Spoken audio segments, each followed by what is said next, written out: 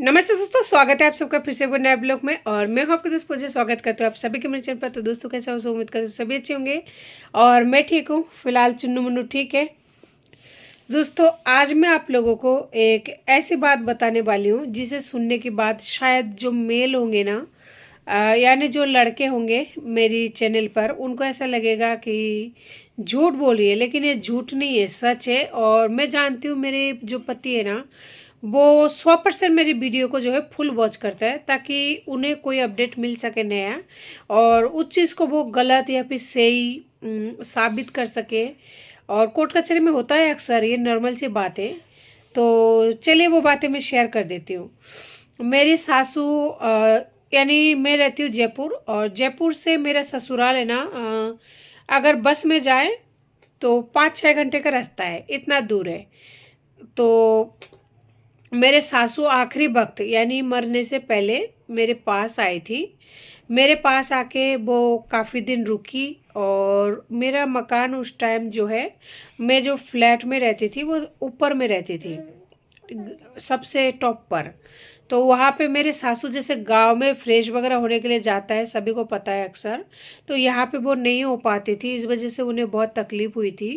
तो एकदम से अगर कोई इंसान अचानक से, मतलब गांव से उठकर, जो इंसान लाइफ टाइम से गांव में ही पैदा, गांव में बड़े हुए, हर चीज़ गांव की तौर तरीका सब कुछ है, और अचानक से वो सिटी में आए मेरे पास में, किसी वजह से या किसी कारण से, या जो भी मान लीजिए, मतलब जो भी था उस टाइम कंडीशन थोड़ा ऐसा ही बना हुआ था माहौल, तो उनको आना पड़ा मेरे पास में।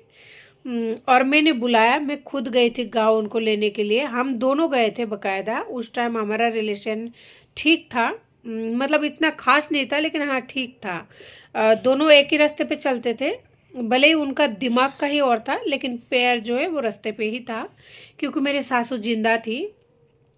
तो फाइनली हम गए दोनों, मतलब बाइक पे। उस टाइम मेरा पति जो है नए नए बाइक लिए ही थे।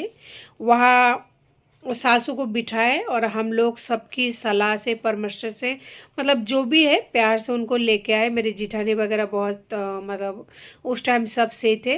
तो यहाँ लाने के बाद में रहे वो काफ़ी दिन। फिर जब वो गांव गए ना, तो उनको पता नहीं क्या हुआ, गांव में थोड़े दिन रहने के बाद में वो अचानक से बीमार पड़ गए। उनका मतलब जो डेथ होने की एक एज होती है ना, वो वाला एज उनका हुआ नहीं था। बहुत ना कमज़ोर नहीं थे, बहुत ही हेल्दी थे, बहुत ही मतलब सही थे। मतलब वो वाली कंडीशन नहीं था कि इंसान मर जाए, या फिर कोई ये उम्मीद करे कि हाँ वो इंसान मर सकते हैं। चलता फिरता इंसान बहुत ही अच्छा था। गांव में जाने के बाद उनको ऐसा तबीयत खराब हुआ अचानक से ना, वो इतना बुरी तरह से बिस्तर में पड़ गए। फिर मैंने मेरे पति को कहा कि देखो मेरे बाल बच्चे भी नहीं है इस टाइम, और मम्मी इस तरह बीमार पड़ी हुई है, तो क्या करें। तो उन्होंने बोला जो तुझे अच्छा लगता है ना वो तू कर ले। ये उस टाइम का बात है, काफ़ी साल पहले का, जिस टाइम मेरा बच्चा नहीं हुआ था, यानी कि 7-8 साल पहले की बात है, यानी 2015 के करीब या 14 के करीब, उस टाइम की बात है। तो दोस्तों उस टाइम फिर मैंने कहा मैं चली जाऊँ क्या, तो बोला तेरे को जो अच्छा लगता है तो वो कर ले। तो फाइनली मैं उस टाइम जो है काम करती थी, ज्वेलरी कंपनी में मैं काम करती थी। तो उसमें फिर मेरे पति ने जब इस तरह से बोला, मैं सोचने लगी कि काम तो ज़िंदगी भर ही करना है, और मेरे सासू जो है बिस्तर में पड़ी हुई है।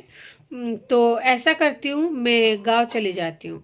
तो मैंने यहाँ से उनको बोला कि फाइनली मैंने फैसला ले लिया 24 घंटा सोचने के बाद में, कि मैं गांव जाऊंगी, आपकी मम्मी का देखभाल करूंगी, तो आपका क्या राय है। तो उन्होंने बोला ठीक है, मैं हफ्ते में आ जाया करूंगा, और अगर तू बोलेगी तो मैं 15 दिन में आ जाया करूंगा, मतलब जैसे बोलेगी मैं वैसा कर लूँगा। ये उस टाइम का उनका बात था।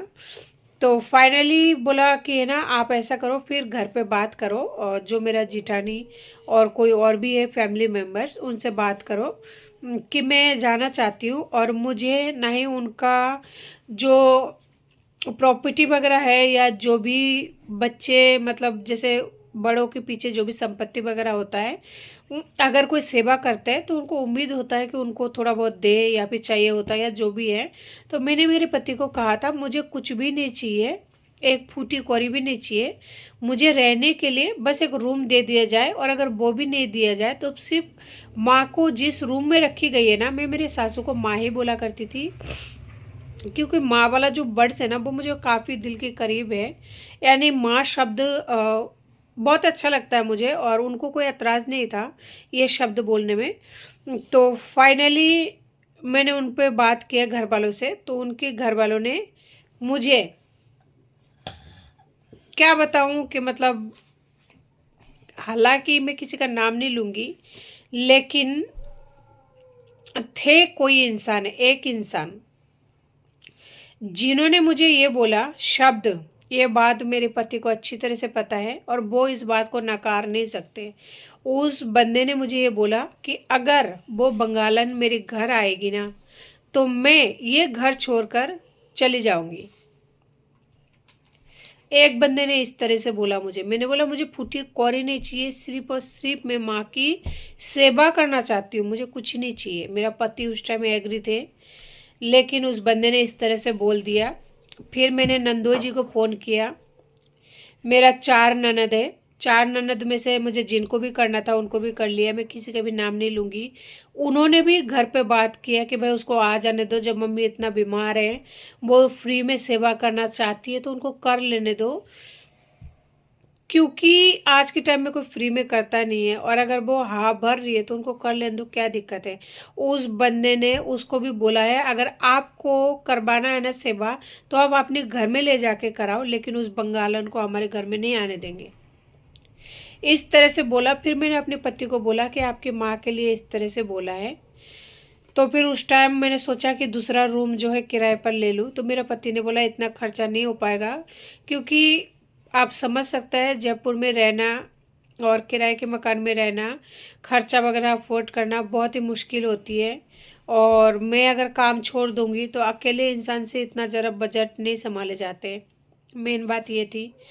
तो मैं मतलब जाने की इच्छा थी, फ्री में सेवा करने की इच्छा थी, उसके बावजूद भी मुझे एक बंदे की वजह से मैं नहीं पहुंच पाई थी और ना ही उनका सेवा कर पाई थी।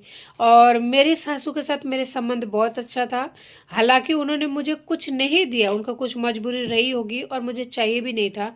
जैसे कि आज मैं कहती हूँ ऑन कैमरा कि मुझे कुछ भी नहीं चाहिए, मेरे बच्चों की हेल्थ चाहिए और मेरी हेल्थ सही रहे, बस मुझे और कुछ नहीं चाहिए। भगवान के आशीर्वाद बस इतना बना रहा है मुझ पर, मेरे बच्चे सलामत रहे और कुछ नहीं चाहिए। तो दोस्तों, जब इस तरह से उन लोगों ने मना कर दिया, मेरे पति भी राजी थे उस टाइम, उन्होंने मुझे बहुत सपोर्ट किया। किसी के बारे में झूठ बोलने से कुछ ही नहीं होता है, और जो हकीकत होता है ना पति पत्नी के बीच में, जो भी मैटर है दोनों को पता होता है। तो फाइनली मेरा जाना कैंसिल हुआ, और मेरे सासू का ज़्यादा नहीं, 15-16 दिन भी नहीं, शायद उससे पहले पहले ही है ना उनकी डेथ हो गई। और डेथ होने के बाद में फिर मुझे इतना दुख हुआ ना, क्या मतलब किससे शिकायत करें। जो फैमिली मेंबर्स है ना वो ही इतने गंदे तरीके से, इतना गंदे तरीके से मतलब व्यवहार किया, पता है। बहुत दुख हुआ था मुझे, लेकिन इस बात का मेरे पति कभी ये नहीं बोल पाएगा कि मेरे पत्नी ने इस तरह से माना किया मेरी माँ की सेवा के लिए, या फिर वो झूठी वीडियो बना रही है, या फिर वो झूठ बोल रही है। अगर मेरे ससुराल वाले भी इस वीडियो को देखेंगे ना, तो जिन्होंने कहा है ना उनको तो पता है ही, बाकी जो लोग देखेंगे वो कहेंगे कि हाँ सच्ची बोल रही है।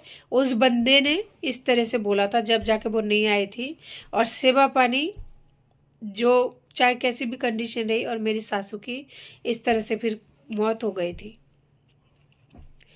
तो इंसान आज की दुनिया में कोई किसी का नहीं है, ना सगे बेटे जिसको जन्म देता है वो अपने माँ का होता है, और ना ही भाई बहन, मतलब कोई रिश्ता कोई कुछ भी नहीं है। अगर आपका हाथ पैर सही सलामत है, पैसा आपके पास में है ना, तो दुनिया कदमों में है, बाकी दुनिया बेकार है, कुछ ही नहीं है।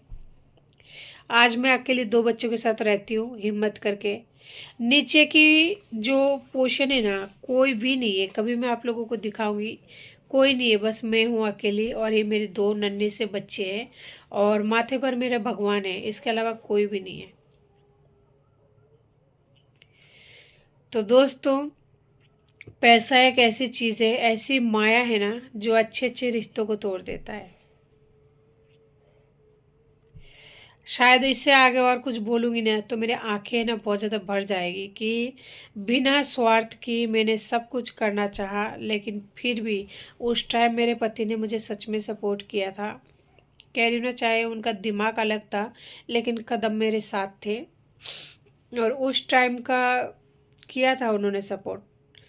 तो दोस्तों, अगर और ज़्यादा बात करूँगी ना तो शायद मैं बहुत ही ज़्यादा इमोशनल हो जाऊँ, इसलिए आज की वीडियो को यहीं पे एंड करती हूँ। नमस्ते।